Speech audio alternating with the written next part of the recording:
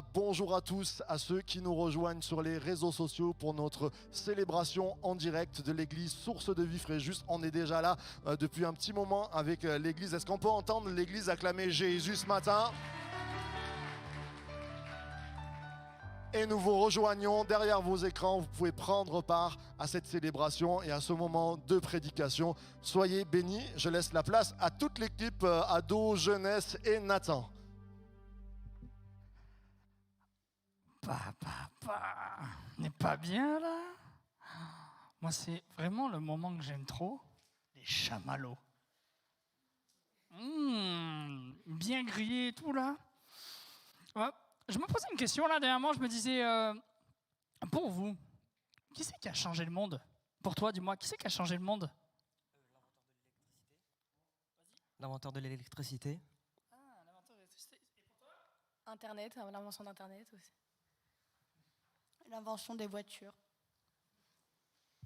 Alors pour moi, c'est McDo parce qu'ils ont créé la meilleure nourriture au monde. Et pour moi, c'est Kevin Systrom parce qu'il a créé Instagram. Du coup, tout le monde peut voir mes magnifiques photos. Hein, voilà. Ah ouais, d'accord. Parce que moi, du coup, je réfléchissais et je me disais, celui qui a changé le monde et qui a vraiment laissé son empreinte, c'est Jésus.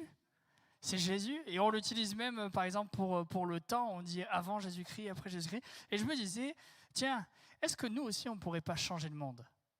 On peut les remercier, on peut les applaudir. Merci beaucoup.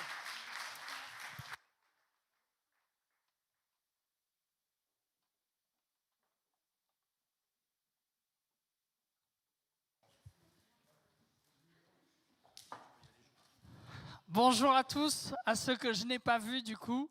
Je suis très content d'être là avec vous. J'aime énormément cette série. On continue la série du coup sur September Camp.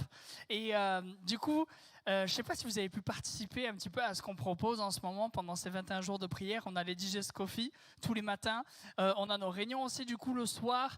Et j'ai vraiment l'impression d'être dans un vrai camp de jeunes. Un petit peu comme là, on a réussi à faire... Ah, merci. On est vraiment dans un vrai camp de jeunes. Je me dis, c'est vraiment quelque chose de super. C'est quelque chose de vraiment top. Est-ce que je peux récupérer le pupitre, s'il te plaît? Merci beaucoup. Et c'est vraiment un moment super sympa qu'on est en train de passer tous ensemble. On a réussi à faire venir le feu de camp jusqu'à nous. Et je glorifie Dieu pour ces moments que nous passons. Je vous invite à venir, si vous n'êtes pas encore venus lors de nos réunions du soir, pour justement ce moment de jeûne et prière. C'est des moments intenses qu'on passe tous ensemble et c'est des moments vraiment merveilleux. Merci beaucoup. On continue du coup avec le défi numéro 2, changeons le monde. Changeons le monde. Je crois que nous sommes une génération qui est appelée à faire quelque chose d'extraordinaire. Et quand je dis génération, ce n'est pas simplement la jeune génération. C'est chacun d'entre nous, du plus jeune au plus ancien. Nous sommes appelés à amener un second réveil dans notre pays de France. Et je crois qu'on peut entendre un amen. Je crois que nous avons tous un rôle à jouer. Je crois que nous sommes appelés à changer les choses. Je crois que l'Église Source de Vie est appelée à faire des choses. Elle est appelée à faire la différence. On est là pour changer le monde. Et j'aimerais lire avec vous un passage qui nous parle justement des hommes qui ont commencé à changer le monde. Et j'ai envie de faire un petit peu comme mon pasteur Marc. Alors, je vais vous demander de vous lever. Je me dis c'est vachement bien quand il nous demande de nous lever pour lire la parole de Dieu. Je trouve que ça donne un moment très important parce que la parole de Dieu est très très importante. Acte 1, versets 12 à 14. Alors ils retournèrent à Jérusalem de la montagne appelée des Oliviers, qui est près de Jérusalem, à la distance d'un chemin de sabbat. Quand ils furent arrivés, ils montèrent dans la chambre haute où ils se tenaient d'ordinaire. C'étaient Pierre, Jean, Jacques, André, Philippe, Thomas, Barthélemy, Matthieu, Jacques, fils d'Alphée, Simon le Zélote et Jude, fils de Jacques. Tous d'un commun accord persévérèrent dans la prière avec les femmes et Marie, mère de Jésus, et avec les frères de Jésus. On continue avec Acte 2, versets 2 à 4. Tout à coup, il vint du ciel un bruit, comme celui d'un vent impétueux. Il remplit toute la maison où ils étaient assis. Des langues semblables à des langues de feu leur apparurent, séparées les unes des autres et se posèrent sur chacun d'eux. Ils furent tous remplis du Saint-Esprit et ils se mirent à parler en d'autres langues selon que l'Esprit leur donnait de s'exprimer. Amen. Amen. Vous pouvez vous asseoir. Amen. Merci Seigneur pour ces textes qui sont tellement puissants. J'aime beaucoup le premier texte que nous avons lu, qui est dans Acte 1. Quand je préparais mon message, j'avais cette vision-là, vous allez vous dire, il est un peu bizarre le pasteur, mais quand on lit un petit peu cette énumération, on a Pierre, on a Jean, on a Philippe, je voyais un petit peu comme des héros là, qui arrivent comme ça, là, pour changer le monde. Au début, je voulais mettre une vidéo des Avengers, mais je me suis dit, ça fait un petit peu trop. Du coup, je me suis dit, on voit vraiment des héros qui arrivent, et en fait, ils sont là, ils sont tous énumérés, et ces hommes-là, ils vont changer le monde. C'était vraiment le point de départ. C'était là, un petit peu comme des athlètes, ils sont dans les starting blocks, et ils sont prêts à être envoyés et à être utilisés. C'était le commencement du changement du monde par ces hommes. Pierre et Jean allaient commencer à opérer des miracles dans les villes. Le départ de Philippe, l'évangéliste, de Jacques, qui va devenir ce père de l'Église. Et pourquoi je vous dis que ces hommes-là étaient des gens qui allaient changer les choses? Parce que finalement, c'était des hommes qui étaient des conquérants. C'était des hommes qui étaient prêts à aller plus loin, des hommes qui étaient prêts à conquérir ce monde, qui étaient prêts en fait à faire des choses extraordinaires. Et ils étaient conquérants parce que finalement en face d'eux, ils avaient un gouvernement qui était complètement contre eux. Ils ont tout vécu. Ils ont été emprisonnés, ils ont été roués de coups, ils ont été insultés, ils ont été torturés. Et pourtant, ils ont toujours voulu continuer à changer le monde. Ça ne les a pas empêchés de changer le monde. Je crois que c'est tout simplement une démonstration de foi, une démonstration de fidélité. Un petit peu comme Paul qui a vécu les mêmes choses qu'eux. Lui-même dira, j'ai combattu le bon combat, j'ai achevé la course et j'ai gardé la foi. Je crois que c'est vraiment le combat de notre vie, garder la foi jusqu'au bout, rester fidèle jusqu'au bout pour Dieu et toujours être un conquérant et changer le monde. Et je crois que nous aussi, toi aussi mon ami, tu es appelé à être un conquérant. Alors bien sûr, tu n'es pas appelé à vivre forcément les mêmes choses qu'eux, surtout dans notre pays, mais je crois que nous sommes appelés à être des conquérants dans ce monde. Est-ce que tu es prêt à te battre pour faire connaître le nom de Jésus, pour changer la ville dans laquelle tu es, pour changer le monde, pour changer toutes ces choses qui sont là autour de toi? Est-ce que tu es prêt à montrer ta foi, ta fidélité à ton Dieu? Quand par exemple, il y a un collègue de travail qui va venir te poser une question et tu sais très bien que ce que tu vas lui répondre, ça ne va pas lui plaire. Est-ce que finalement tu vas essayer de garder cette foi et de finalement lui dire la vérité, de lui dire je crois que Dieu dit cela, je crois que la Bible dit ceci. Est-ce que tu es prêt finalement à montrer ta fidélité quand il y aura des personnes qui vont essayer de tout faire pour faire en sorte que tu ne viennes pas à l'église? Des personnes qui vont essayer de faire des pieds et des mains pour que tu ne viennes pas ici pour être béni. Et j'ai même envie de dire, est-ce que finalement, tu vas être ce conquérant, cette personne qui va montrer de la foi quand tu auras des projets pour Dieu et que même parfois, malheureusement, ici même, des gens vont te décourager. Les gens vont te dire, tu ne pourras pas arriver à ton but, tu ne pourras pas aller plus loin. Est-ce que finalement, tu vas mettre ta foi en action? Et toi qui es jeune ou qui es un ado, est-ce que tu es prêt à être un conquérant dans ce monde? Est-ce que tu es prêt à te battre face à la moquerie, face au regard des autres, face finalement au rejet? Est-ce que tu es prêt à montrer ta fidélité pour changer ce monde? J'aimerais vous parler d'un ami à moi qui est pompier. Il est pompier à Paris et il me disait que les pompiers, c'est un milieu très très très compliqué. Il me dit c'est un milieu où, en fait, où le péché est tellement présent. Et il me disait, quand il m'a raconté ça, j'avais des frissons. Je me suis dit, mais quelle foi! Et il me disait, j'ai envie de changer les choses dans cette caserne. Alors, il a commencé simplement à prier. Et tous les soirs, pendant la garde, il se mettait devant chaque porte de ses camarades et il priait pour eux. Et il disait, Seigneur, je veux qu'il se passe des choses, je veux que leur vie soit changée, je veux qu'il ne serait juste des questions qui me soient posées, parce que jusqu'à présent, il n'y avait rien. Il voulait témoigner. Et il a fait ça pendant 6 mois. 6 mois, tous les soirs, il priait devant la chambre de ses camarades et il attendait et il montrait sa foi, il voulait être ce conquérant. Et au bout de 6 mois, il y a une personne qui a commencé à lui poser une question. Puis ensuite 2, puis ensuite 3. Et il m'a dit un jour même, il s'est rendu compte qu'il était assis et que tous ses camarades étaient là et ils l'écoutaient en train de parler de Dieu. Je crois que nous sommes des conquérants. Et pourquoi est-ce que tu dois être un conquérant? Pour vivre ces choses-là. Je vous parle d'être un conquérant. Tu vas me dire, oui, je sais ce que c'est être un conquérant. Mais être un conquérant, c'est vivre ces choses-là, c'est transformer des vies, c'est voir des personnes qui finalement étaient loin de Dieu, venir te voir et te dire, c'est qui Jésus en fait? Qu'est-ce qu'il a fait dans ta vie pour que tu viennes à l'église? C'est ça, être un conquérant. C'est finalement faire la différence. C'est montrer que Jésus a fait quelque chose de puissant dans ta vie et que les personnes le voient et qu'ils se disent, lui, il a quelque chose. Lui, il a quelque chose, ou elle a quelque chose. Et il peut m'apporter quelque chose de plus grand. Il peut m'apporter quelque chose de plus grand que ce que je vis à côté.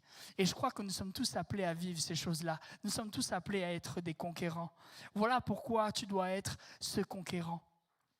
J'aimerais vous parler d'un autre témoignage. Une personne qui, c'était un ami à moi quand j'étais sur Avignon. Il avait un ami à lui dans sa classe qui était suicidaire. Il voulait mettre fin à ses jours. Et il a essayé plusieurs fois. Et la dernière fois qu'il l'avait fait, il a dit, cette fois-ci, ça sera la bonne. Et puis, il a commencé un petit peu à parler avec ce chrétien que je côtoyais du coup à l'église. Et il lui a dit, tu sais, tu peux venir à l'église et tu peux vivre des choses extraordinaires. Et avec ces simples mots, ça a changé sa vie. Depuis, maintenant, il est baptisé. Il va bientôt se marier. Il vit des choses extraordinaires avec Dieu. Il le sert dans l'église. C'est un homme fervent, un homme de foi. Lui qui voulait mettre fin à ses jours, aujourd'hui, la vie jaillit de lui. Je crois qu'on peut célébrer Dieu pour ce témoignage. Sois un conquérant, montre ta foi. Et même, j'ai envie de te dire, montre-le à ton Dieu. Montre ta ténacité, montre ta fidélité. Montre-lui comme tu es solide.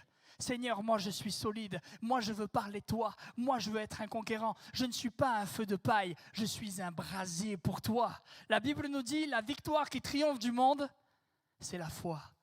Alors si tu veux triompher du monde, sois rempli de foi, sois rempli de Dieu, sois rempli de celui qui va t'amener à faire des choses extraordinaires. Et peut-être que ce soir, ou enfin plutôt ce matin, tu vas me dire, j'ai la foi. Mais j'ai du mal à faire ce pas. J'ai du mal, en fait, finalement, à être ce conquérant. J'ai de la foi, mais j'en ai pas assez. Et j'aimerais te parler de cette histoire qui est dans la Bible de cet homme qui a un enfant qui est possédé. Et il va dire à Jésus, fais ce que tu peux. Et Jésus va lui dire, en fait, tout est possible à celui qui croit. Et cet homme, quand je lis cette histoire, à chaque fois je me dis, mais c'est quelle sincérité, c'est fou, même nous, on n'a pas cette sincérité. Et en fait, il va dire à Jésus, je crois, mais viens au secours de mon incrédulité. En gros, Seigneur, je crois que tu peux faire ce miracle, mais je n'arrive pas à avoir assez la foi pour pouvoir me dire, Dieu peut faire ça. Je me dis, c'est trop impossible, je crois en toi, je sais que tu existes, je sais que tu peux faire des miracles, mais ce domaine-là, j'ai du mal. Alors viens au secours de mon incrédulité. Et peut-être que ce matin, c'est ton cas. Peut-être que ce matin, tu te dis, je sais que Dieu peut agir dans telle situation. Je sais qu'il y a cette personne qu'il faut que j'aille voir, que je connais bien. Je sais que Dieu peut changer sa vie, mais je n'arrive pas à aller la voir. Prie ce matin et tu verras, Dieu va venir au secours de ton incrédulité. Ta foi va devenir encore plus grande et tu triompheras du monde. Quand je regarde les apôtres, ils ont changé le monde aussi parce qu'ils étaient visibles. Ils étaient visibles. Matthieu 5 nous dit, on n'allume pas une lampe pour la mettre sous le boisseau. Et là, du coup, il y en a plein qui se disent, qu'est-ce que c'est un boisseau? Un boisseau, c'est tout simple, c'est un saladier. Et en gros, ce verset nous dit que nous brillons. On est là pour briller, mais on n'est pas là pour se cacher derrière un saladier. On n'est pas là simplement pour briller juste un tout petit peu. Parce que si on met un saladier devant une lumière, on ne la voit plus. Et toi, on est là pour que l'on te voie. Pierre, on le connaissait. Pierre, quand il marchait dans les rues, on apportait les malades pour que son ombre puisse les couvrir, pour qu'ils soient guéris. Pierre était connu. Est-ce que ta vie de chrétien est visible? Est-ce que ton entourage sait que tu viens ici le dimanche? Est-ce que les personnes qui te connaissent sachent que tu as une vie avec Jésus? Est-ce que les personnes qui te côtoient sachent que tu es chrétien? Est-ce que tu es visible? Est-ce que les gens te voient? Et je ne sais pas si vous savez, mais Jésus a utilisé une même image pour parler de lui et de nous. Jean, chapitre 8, verset 12, Jésus dira « Je suis la lumière du monde ». Matthieu, chapitre 5, verset 14, « Vous êtes la lumière du monde ». C'est pas extraordinaire ce que Jésus nous dit? Je ne sais pas si tu réalises juste Jésus qui est cette source de lumière, lui qui est la lumière. Il te dit, tu es la lumière, parce que finalement, il brille sur toi. Et quand il brille sur toi, lui qui est la lumière du monde, toi aussi, tu deviens cette lumière. Toi aussi, tu deviens la lumière du monde. Et tu peux toucher les gens, parce que Jésus brille sur toi, parce que Jésus vit en toi. Alors, tu vas me dire, ok, briller c'est bien, mais c'est quoi briller? C'est quoi vraiment briller? Briller, c'est faire la différence. Faire la différence avec les autres. Être différent des autres. Faire la différence dans son voisinage, faire la différence dans sa famille, faire la différence avec les gens que tu côtoies. Être visible, faire simplement la différence. Avoir un témoignage qui parle, avoir une vie qui parle. Quelque chose qui fait que les gens vont se poser des questions et se disent « mais pourquoi il est différent ? Pourquoi est-ce que lui, je sais qu'il a quelque chose de plus que moi ?» Et vous savez, faire la différence, c'est aussi montrer l'amour aux autres, mais montrer l'amour ici. Je ne sais pas si vous savez, mais quand ici même, on se montre de l'amour les uns pour les autres, la puissance que ça a à l'extérieur, la lumière que l'on renvoie. Un jour, je travaillais à McDo quand j'étais sur Marignane. Avec ma femme, on travaillait là-bas. Et du coup, on s'était dit, on va essayer de parler au maximum de Jésus. Et du coup, un jour, on était avec nos collègues de travail et on était en train de parler avec eux. Et on a des chrétiens de l'église qui sortent du McDo. Parce que les chrétiens de l'église aiment le McDo. C'est vrai, vous pouvez dire amen à ça. Non, et du coup, ils sortent du McDo et là, on a une enfant qui voit ma femme, Anne-Lise. Et l'enfant, elle crie, elle dit « Anne-Lise !» Elle commence à lui sauter dans les bras, on commence à parler avec eux. Alors, comment ça va et tout ça, ça va bien. On parle, et ensuite ils s'en vont. Et nos collègues de travail, ils nous disent « Mais c'est des gens de votre famille ?» Et nous, on leur dit « Non. » Attends. C'est pas des gens de ta famille. Non, c'est des gens de l'église. Des gens de l'église ? Mais comment ça? À l'église, vous vous parlez comme ça? À l'église, vous pouvez, vous discutez, Ben, à l'église, on s'aime. Quand nous nous aimons ici, nous envoyons de la lumière comme pas possible à l'extérieur. Quand nous nous aimons ici, nous avons un impact puissant à l'extérieur. Montrons de l'amour et n'oublions jamais ce verset qui dit dans Hébreux chapitre 13 que votre amour fraternel ne cesse jamais de se manifester. N'arrête jamais de montrer ton amour à ton frère et à ta sœur ici. Parce que quand tu le fais ici, ça a un impact à l'extérieur. Je crois que nous pouvons faire la différence. Ici, du plus petit au plus grand. Et finalement, faire la différence, c'est briller, c'est changer les choses. C'est montrer et parler de Jésus, de ce qu'il a fait dans notre vie. C'est simplement dire, Jésus, il a transformé ma colère en joie. Il a transformé ma tristesse en bonheur. Il a transformé toutes ces mauvaises pensées que j'avais dans la tête en une espérance de vie, en quelque chose de puissant qui vit en moi. Et je crois que c'est à la portée de chacun d'entre nous. J'aimerais finir ce second point simplement en revenant sur ce verset qui nous parle du saladier. Dans Matthieu 5. J'aimerais que tu sois très attentif à ce que je vais te dire. Juste vraiment que tu puisses être attentif à ce moment-là. Ce verset nous disait, on n'allume pas une lampe pour la mettre sous le boisseau. On n'allume pas une lampe pour la mettre derrière un saladier. Et j'aimerais que tu puisses vraiment écouter cette question. C'est quoi ton saladier? Qu'est-ce qui t'empêche de briller? Qu'est-ce qui t'empêche de faire en sorte d'être visible? Qu'est-ce qui t'empêche de parler de Dieu? Qu'est-ce qui t'empêche que les autres puissent voir que tu es chrétien? Qu'est-ce qui t'empêche que les autres puissent voir que toi, tu as Jésus? Qu'est-ce qui t'empêche de briller? Est-ce que finalement c'est ta relation avec Dieu peut-être qui s'est étiolée? Est-ce que c'est un péché? Est-ce que finalement c'est avec de la fainéantise, j'ai envie de dire? J'ai plus trop envie. Je suis devenu un consommateur de l'Église. Je viens ici simplement pour me faire du bien, mais je ne brille plus à l'extérieur. Tu sais, peu importe ce qui est ton saladier, peu importe ce qui est là et qui t'empêche de briller, j'ai envie de te dire, ne sois pas rempli de culpabilité.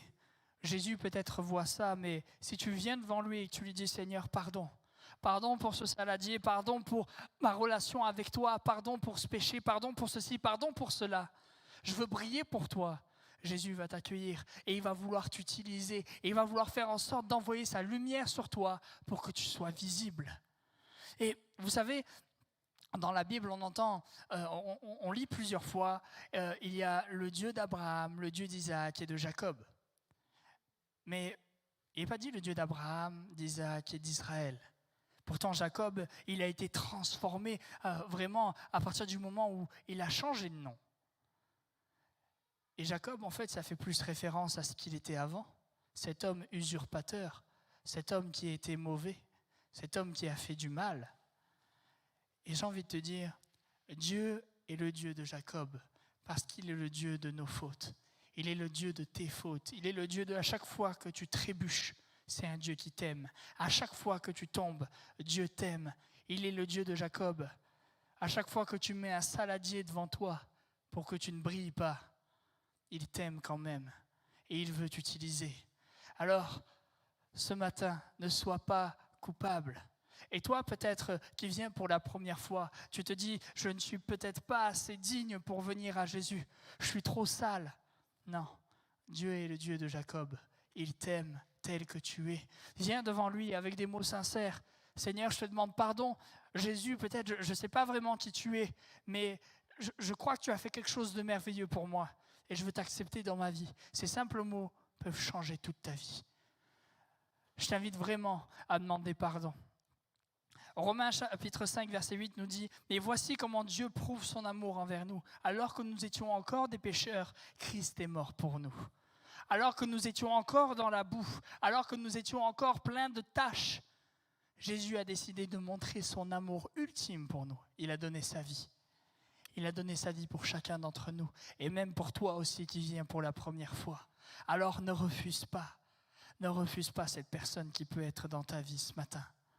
Et toi, ne refuse pas cette aide que Jésus te tend, cette main. Arrête de mettre ce saladier devant toi, arrête de te cacher. Jésus veut t'utiliser, Jésus veut que tu brilles. Alors brille maintenant, et brillons tous ensemble. J'aimerais faire venir les musiciens sur l'estrade, s'il vous plaît. On récapitule un petit peu ensemble. Pour changer le monde, les apôtres, ils ont été des conquérants. Ils ont été visibles. Et pour finir, j'aimerais vous dire, ils ont été eux-mêmes changés. Ils ont été changés profondément. Quand on a lu Acte 2, c'est le moment de la Pentecôte. C'est le moment où le Saint-Esprit est arrivé sur eux. Et personnellement, je crois qu'ils avaient besoin de ça. Je ne dis pas qu'on a forcément besoin du baptême dans le Saint-Esprit pour pouvoir changer les choses et pouvoir changer le monde. Je n'ai pas envie de te complexer ce matin, loin de là. Mais je crois que ce moment-là, c'était un moment très précieux. Un moment obligatoire presque, j'ai envie de dire, pour qu'ils puissent aller au dehors et parler de Jésus, parler de la bonne nouvelle, parler de l'Évangile. Il fallait que Pierre, celui qui a renié 3 fois Jésus, vive ce moment-là pour pouvoir parler de Jésus au gouvernement romain, pour pouvoir aller au dehors et faire des miracles. Il avait besoin de ce moment-là. Ce que je veux dire, c'est qu'ils sont ressortis de cette chambre haute différents. Ils sont ressortis avec un équipement. Ils sont ressortis avec quelque chose de puissant. Et j'ai envie de vous dire, ce matin, tu es dans ta chambre haute. Ce matin, nous sommes dans la chambre haute. Et tu es là, et tu es en attente comme eux. Ils étaient en attente de recevoir quelque chose de Jésus, quelque chose de Dieu. Et là, toi, ce matin, tu es en attente. Tu es en attente. tu vas recevoir un équipement. Tu vas recevoir quelque chose de puissant qui vient de Dieu. Nous sommes dans la chambre haute. Nous sommes mis à part. Pendant 21 jours, nous jeûnons et nous prions. Et je crois que pendant ces 21 jours, nous allons vivre encore des miracles. Juste pendant une semaine, voilà ce que Dieu a fait. Il a béni Marco. Et nous avons vu encore des moments super avec Dieu. Et je crois que ce n'est pas fini. Et ce matin, c'est ton matin. C'est ta chambre haute. C'est ici que tu vas pouvoir prendre une décision. Peut-être simplement accepter Jésus dans ta vie. Et j'ai envie de dire, alléluia, merci Seigneur pour ça. C'est un miracle. Peut-être que ça sera pour dire, Seigneur, je veux plus de ce saladier. Je veux plus de ce péché. Je veux avoir une relation plus profonde avec toi. Je veux pouvoir briller. Ou alors, Seigneur, donne-moi de la foi. Donne-moi de la foi pour être un conquérant. Donne-moi de la foi pour pouvoir parler de toi. Donne-moi de la foi parce que je n'ai pas assez de foi. Viens au secours de mon incrédulité. Ce matin, tu es dans ta chambre haute. J'aimerais que nous puissions fermer les yeux, que nous puissions respecter ce moment. Et j'aimerais que tu puisses vraiment te dire, je suis là au pied du Maître. Je suis là pour recevoir. Je suis là pour recevoir un équipement. Et j'aimerais que lancer un appel. Ceux qui veulent justement recevoir cet équipement, tu te lèves à ta place et tu dis, Seigneur, je veux recevoir quelque chose de puissant. Je suis dans la chambre haute ce matin et je m'attends à toi. Je m'attends à ce que tu me donnes quelque chose de puissant. Lève-toi ce matin, tu es dans ta chambre haute et tu attends que Jésus vienne te parler, tu attends que Jésus vienne toucher ton cœur. Peut-être que ce matin, il y a des personnes qui attendent le baptême dans le Saint-Esprit. Lève-toi et demande-le et je prierai pour toi au nom de Jésus pour que tu parles en langue. Peut-être que certains attendent de recevoir les dons de l'Esprit. Lève-toi ce matin et tu seras équipé par Dieu. Lève-toi ce matin et tu vas recevoir un équipement qui vient de lui pour pouvoir être un conquérant, pour pouvoir être visible, pour pouvoir changer le monde. Changeons le monde ensemble, source de vie. Acclamons Dieu tous ensemble.